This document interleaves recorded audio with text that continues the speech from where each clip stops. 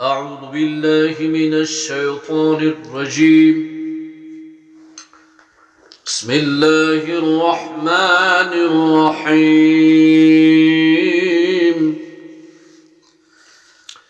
إن الله وملائكته يصلون على النبي يا أيها الذين آمنوا صلوا عليه وسلموا تسليما. اللهم صل وسلم وبارك عليه.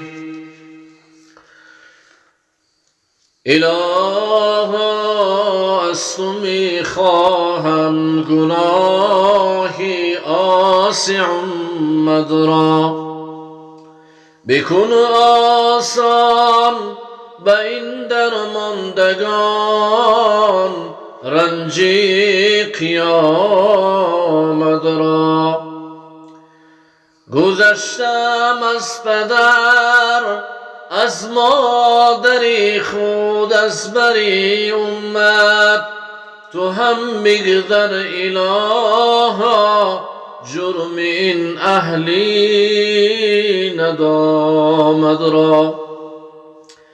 گذشتم از پدر از مادری خود از بری امت تو هم بگذر الها جرم این اهلی ندامت را.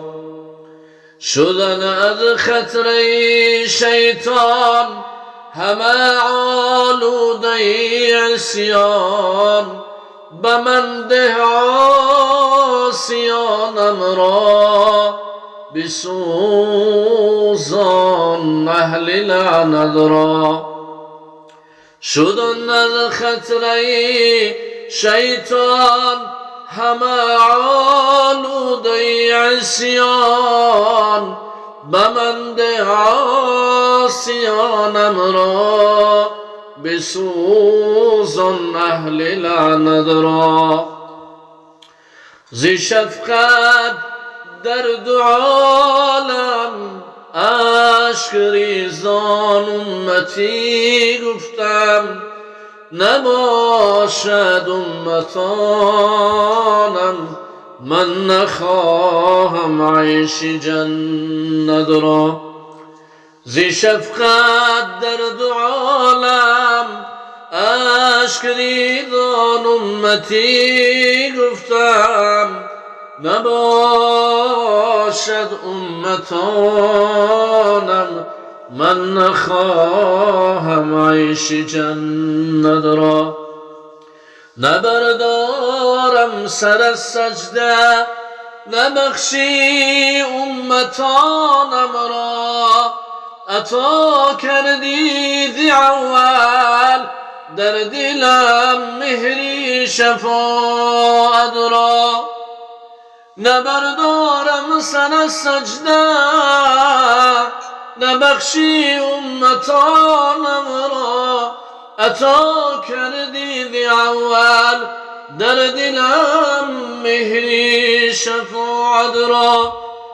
به دنیا رنج آشوب و به عقبا رنج دشواری کشیدن مبتلایان در دو عالم رنج و محنت را.